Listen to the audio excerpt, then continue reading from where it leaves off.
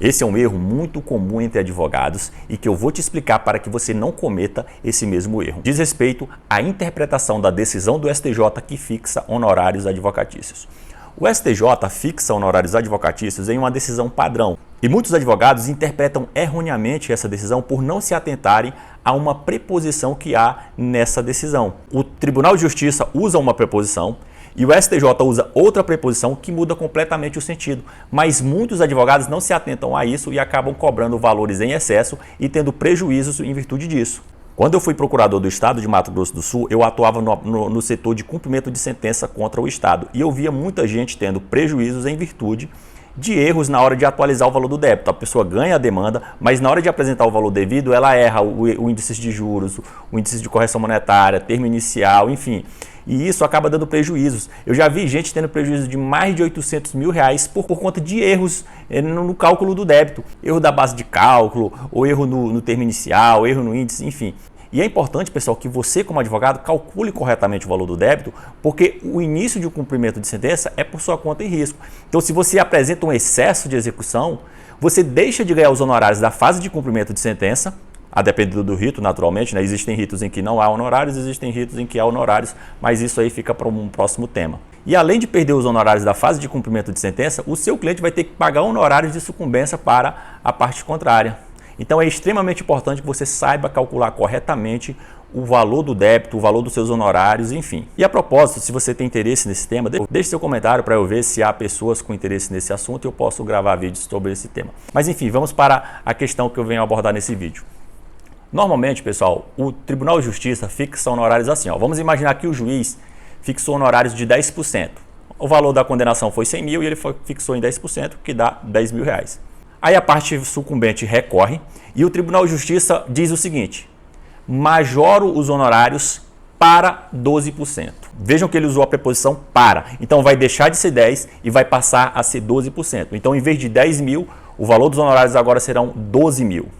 Aí a parte recorre para o STJ e o STJ majora os honorários, só que com uma redação diferente. Ele diz assim, havendo prévia fixação de honorários pelas instâncias ordinárias, majoro em 10%. Vejam que o Tribunal de Justiça fala majoro para 12%. O STJ fala majoro em 10%. E isso faz toda a diferença. Quando o STJ diz majoro em, ele está apresentando um percentual que incidirá sobre o valor dos honorários e não sobre o valor total. Eu vou te explicar. Imagina aí, a condenação foi 100 mil reais. O juiz fixou os honorários em 10%, 10 mil reais. O Tribunal de Justiça diz majoro para 12%, passa a ser 12 mil reais.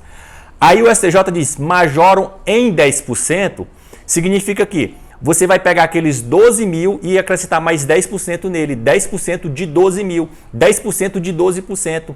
E não 10% dos 100 mil. Só que muitos advogados não entendem isso, pegam 12% mais 10% e cobram, por exemplo, 22%. Vamos imaginar que as situações que eu já vi no meu dia a dia. O Tribunal de Justiça fixou em 10%, né? Aí ele vai lá, 10% de 100 mil, 10 mil reais. Aí vem o STJ e diz, majoro em 10%. Significa que daqueles 10 mil você vai colocar mais 10%, dá mais R$1.000. Então, no total, o valor dos honorários serão 11%, 11% do total. 10% de 100 mil e 10% de 10% de 100 mil, ou seja, 10% de 10 mil. Mas o advogado, o que ele pensa? O Tribunal de Justiça colocou 10% e o STJ mais 10%. Então, no total, eu vou cobrar 20%. E isso gera excesso de execução. Às vezes, o tribunal colocou lá 12%, aí veio o STJ e disse, havendo prévia fixação de honorários, majoro em 10%.